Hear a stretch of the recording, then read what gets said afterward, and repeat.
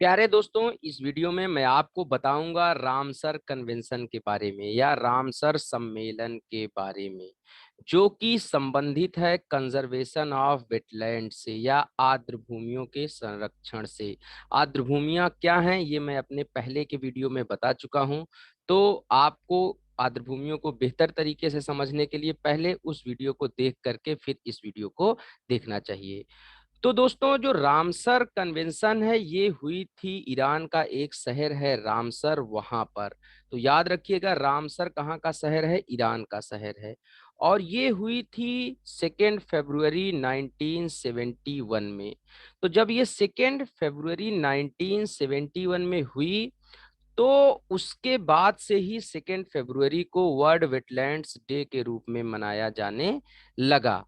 अब ये 1971 में होने के बाद जब फोर्स में आई तो वो टाइम था 1975, मतलब 1975 से ये पूरी तरीके से कन्वेंशन लागू हो गई उन सारे देशों पर जो इसके पार्टिसिपेटरी कंट्रीज थे या जिनको कॉन्ट्रैक्टिंग पार्टीज कहा जाता है।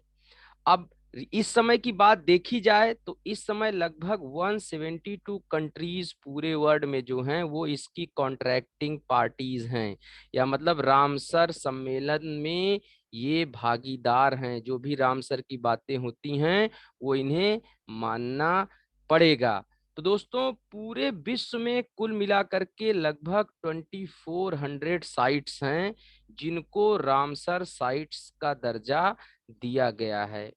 रामसर साइट्स का मतलब यह है कि ऐसी वेटलैंड साइट्स, ऐसे आर्द्रभूमि के क्षेत्र जो कि रामसर कन्वेंशन में इनलिस्टेड हैं, वो रामसर साइट्स कहे जाते हैं। तो उन आर्द्रभूमियों की संख्या या उन रामसर साइट्स की संख्या कुल मिलाकर के पूरे वर्ल्ड में लगभग 2400 है। और जब रामसर साइट में कोई भी वेटलैंड आ जाता है तो इसका मतलब वो हो जाता है वेटलैंड ऑफ इंटरनेशनल इम्पोर्टेंस, मतलब कि अंतरराष्ट्रीय महत्व की आर्द्रभूमि वो हो जाती है। पूरे विश्व की जो ये 2400 साइट्स हैं, लगभग 22.5 million square kilometre area cover करते हैं। तो याद रखिएगा दोस्तों, ये सारे कुछ फैक्ट्स थे। अब मैं आपको बताता हूं कि वर्ल्ड की पहली जो वेटलैंड साइट थी, पहला आर्द्रभूमि क्षेत्र था, वो कौन सा था। तो कोबोर्ग पेनिनसुला ऑस्ट्रेलिया का वर्ल्ड का पहला रामसर साइट या वेटलैंड साइट था, जो कि कब घोषित हुआ वेटलैंड साइट? 1974 में। तो इस पॉइंट को याद रखिएगा। अब आइए आगे चलते हैं और देखते हैं डिटेल में इस रामसर कन्वेंशन के बारे में। तो मित्रों, आप देख सकते हैं कि रामसर कन्वेंशन एक ट्रीटी है, किसके लिए? वेटलैंड्स को बचाने के लिए, वेटलैंड लॉस और जो डिग्रेडेशन हो रहा है उसको बचाने के लिए। और ये एक ग्लोबल कंसर्न देती है, मतलब भाई सारे कंट्रीज मिल करके साथ में सोचते हैं, जो भी इसके कॉन्ट्रैक्टिंग पार्टीज हैं, कि वेटलैंड्स हाईली बायोडाइवर्स एरिया हैं और वो हमारी जैव विविधता को बचाते हैं, तो हमें वेटलैंड्स को बचाना चाहिए। अब दोस्तों, इम्पॉर्टेंट ये है कि ये किस किस के साथ में मिलकर के काम करती है। देखेंगे तो ये कन्वेंशन जो है 6 एनजीओज हैं उनके साथ में मिल करके काम करती है, जिनको इंटरनेशनल ऑर्गेनाइजिंग पार्टनर्स कहा जाता है। मतलब कि अंतरराष्ट्रीय संगठन हैं जो कि इसके पार्टनर हैं। और वो कौन कौन से हैं 6 एनजीओज या इंटरनेशनल ऑर्गेनाइजिंग पार्टनर्स? नीचे लिखे हुए हैं। सबसे पहले बर्ड लाइफ इंटरनेशनल, फिर आईयूसीएन, फिर wetlands international, world wide fund for nature, international water management institutes और वाइल्ड फाउल वेटलैंड्स ट्रस्ट। तो मित्रों, ये 6 इंटरनेशनल ऑर्गेनाइजिंग पार्टनर्स हैं। और आप देख सकते हैं ये कहीं ना कहीं वेटलैंड्स की किसी एक स्पेसिफिक कैरेक्टरिस्टिक से एसोसिएटेड हैं। जैसे आप देखेंगे कि किसी भी जगह पर अगर एक वेटलैंड है तो पहली चीज वो पानी से भरा हुआ क्षेत्र होता है, कीचड़ युक्त भूमि होती है जहां पर बहुत सारी बर्ड्स रहती हैं। तो बर्ड लाइफ इंटरनेशनल जुड़ा हुआ है। आईयूसीएन काम कर ही रहा है नेचर और नेचुरल रिसोर्सेस के कंजर्वेशन के लिए, और ये नेचर का ही पार्ट है, जो कि इन सीटू कंजर्वेशन में आते हैं। मैंने बताया है ये प्राकृतिक आवास प्रोवाइड करते हैं किनको, जो वहां पर रहती हैं उनकी इंडिजीनियस एंडेमिक स्पीसीज उनको। उसी तरीके से आर्द्रभूमि के लिए ये वेटलैंड इंटरनेशनल है। फिर world wide fund for nature है, WWF। फिर इंटरनेशनल वाटर मैनेजमेंट इंस्टीट्यूट, ये वाटर से भरे हुए सिस्टम है तो इसलिए IWMI भी है, और उसके साथ WWT भी इसका पार्टनर है। तो दोस्तों इन सारे ऑर्गेनाइजेशंस को याद रखिएगा, बहुत ही महत्वपूर्ण हैं और आपसे इनको पूछा भी जा सकता है, मे भी बहुत सारे एग्जाम्स में पूछा जा सकता है, या वैसे भी आप किसी प्लेटफॉर्म पर जाते हैं तो आपसे इनको पूछा जा सकता है। अब यहाँ पर आप देखिए कि ये पार्टनर्स काम क्या करते हैं। ये पार्टनर्स काम करते हैं किसके लिए? टेक्निकल एडवाइस देते हैं, और बहुत जगहों पर इम्प्लीमेंटेशन रूल्स वगैरह के लिए कैसे नियम कायदे कानून बनाने हैं फील्ड लेवल पर, उसके लिए असिस्टेंस देते हैं, सहायता देते हैं। फिर फाइनेंशियल सपोर्ट भी देते हैं। पैसे भैया बहुत ज़रूरी होते हैं किसी भी ऑर्गेनाइजेशन को चलाने के लिए, तो फाइनेंशियल असिस्टेंस भी देते हैं रामसर कन्वेंशन के अंतर्गत जो देश आते हैं उनको। अब देखो दोस्तों, बात यह है कि जैसे ये सारे जितने भी बॉडीज हैं, जितने भी एनजीओज हैं, इनके अपने इंटरनेशनल ऑफिसेस हैं, प्लस रीजनल ऑफिसेस भी हैं अलग अलग कंट्रीज में। तो उनके साथ मिल करके रामसर कन्वेंशन काम करता है। जो इनके रीजनल और इंटरनेशनल ऑफिसेस हैं, तो जहां पर भी इस तरीके से बायोडायवर्सिटी कंजर्वेशन के लिए प्रयास करना होता है, ये रामसर कन्वेंशन इनसे बात करता है, रिक्वेस्ट करता है कि भाई ये एरिया रामसर साइट है या वेटलैंड ऑफ इंटरनेशनल इंपॉर्टेंस है, आप इसको टेक्निकल असिस्टेंस दीजिए, फाइनेंशियल असिस्टेंस दीजिए, जिससे वेटलैंड को कंजर्व किया जा सके। तो दोस्तों इसका काम, मतलब इन सारे ऑर्गेनाइजेशन जो भी हैं, इनका काम बहुत ही इंपॉर्टेंट हो जाता है वेटलैंड कंजर्वेशन के लिए। अब आइए आगे देखते हैं कि मॉन्ट्रो रिकॉर्ड क्या है और वेटलैंड्स ऑफ इंटरनेशनल इंपॉर्टेंस क्या है, इन सारी चीजों को। मित्रों, मॉन्ट्रो रिकॉर्ड या मॉन्ट्रेक्स रिकॉर्ड को डिस्कस करने से पहले देख लेते हैं कि जो ये रामसर कन्वेंशन है ये किस दिशा में कार्य करता है, या इसके 3 पिलर्स कौन कौन से हैं। तो सबसे पहले तो आप ये जान लीजिए कि 1975 से जब से ये लागू हुआ, इम्प्लीमेंट हुआ, लगभग यूएन के 90% कंट्री जिसके मेंबर्स हैं, क्योंकि सब के सब कंसर्न्ड हैं अपने वेटलैंड्स को बचाने के लिए, अपनी बायोडायवर्सिटी को बचाने के लिए।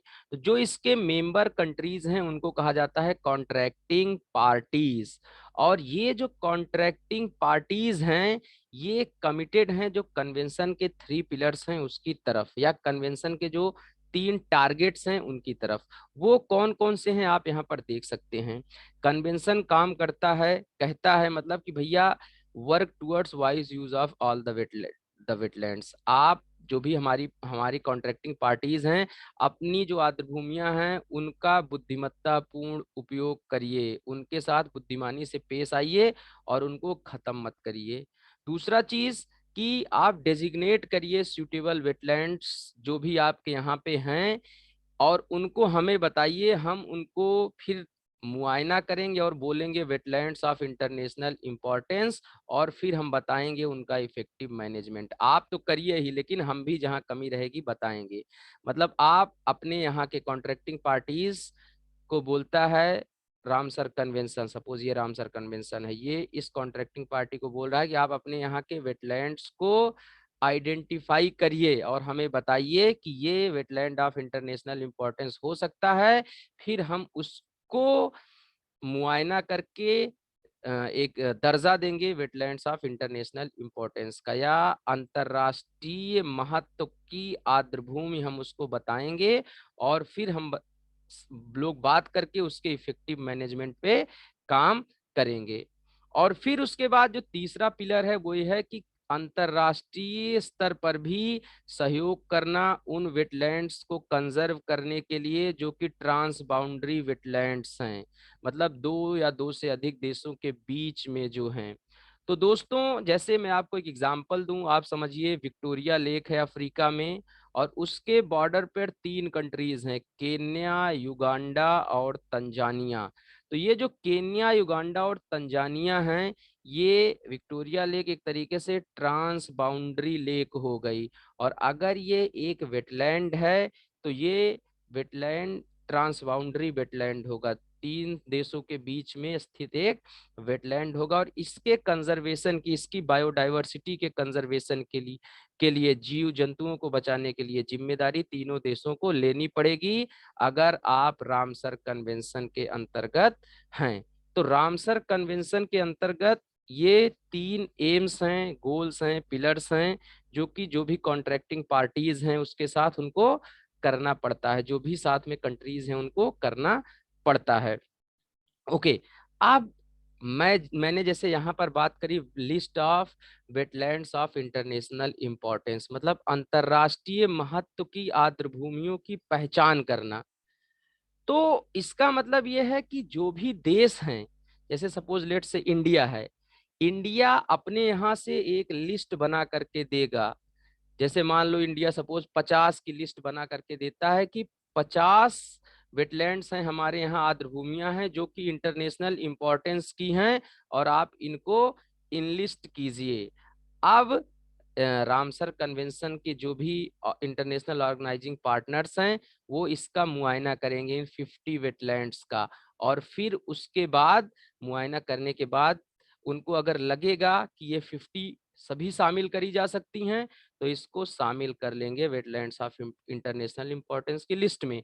उनको लगता है हम खाली 20 शामिल कर सकते हैं, 30 जो है वो इंटरनेशनल इंपॉर्टेंस की नहीं है, तो वो खाली 20 को ही शामिल करेंगे वेटलैंड्स ऑफ इंटरनेशनल इंपॉर्टेंस में। ये तो मैंने एक एग्जाम्पल दिया था, मतलब कि कंट्री अपनी तरफ से नॉमिनेट करते हैं वेटलैंड्स को रामसर कन्वेंशन के अंतर्गत आने के लिए, मतलब वेटलैंड ऑफ इंटरनेशनल इंपॉर्टेंस बनने के लिए, और वो फिर जो भी ऑर्गेनाइजिंग पार्टनर्स हैं वो मुआयना करने के बाद उनको ले आते हैं इस तरीके से अपनी लिस्ट में, अगर उनको लगता है कि हाँ ये लाया जा सकता है। और वेटलैंड ऑफ इंटरनेशनल इंपॉर्टेंस कोई भी वेटलैंड हो गया नॉमिनेशन करने के बाद, तो उसको थोड़ा बहुत इम्प्रूव्ड ट्रीटमेंट या कह सकते हैं ज्यादा असिस्टेंस मिलने लगता है इंटरनेशनल लेवल पर, वो हो जाता है wetland enlisted as Ramsar site, है ना। तो वेटलैंड साइट ही रामसर साइट होती है, तो वो रामसर साइट में इनलिस्टेड वेटलैंड हो जाता है। अब दोस्तों एक आप देखेंगे रामसर साइट्स हैं या रामसर इंपॉर्टेंस के वेटलैंड्स हैं, और उसमें भी कुछ स्पेसिफिक हैं। जैसे मान लीजिए इंडिया के अभी 47 साइट्स हैं या 47 वेटलैंड्स हैं जो कि रामसर लिस्ट में है या रामसर साइट्स के रूप में जिनको इनलिस्ट किया गया है। अब इसमें से भी कुछ होंगे, 1 या 2 या 3 ऐसे होंगे जिनको बहुत ही ज्यादा स्पेशल कंसर्न चाहिए। तो इन 47 में से जिन 2 को सबसे ज्यादा स्पेशल कंसर्न चाहिए उनको शामिल कर लिया जाता है मॉन्ट्रिक्स रिकॉर्ड में, या एक ऐसा रिकॉर्ड बनता है जो कि बहुत ही ज्यादा स्पेशल केसेस के लिए बनता है वेटलैंड्स के लिए, जिसको मॉन्ट्रिक्स रिकॉर्ड बोलते हैं। तो जब मॉन्ट्रिक्स रिकॉर्ड में आ गई कोई भी वेटलैंड, तो उसका मतलब यह है कि उसको स्पेशल ट्रीटमेंट मिलेगा, उसको ज्यादा फाइनेंशियल असिस्टेंस, टेक्निकल असिस्टेंस और भी अन्य तरीके का असिस्टेंस मिलेगा।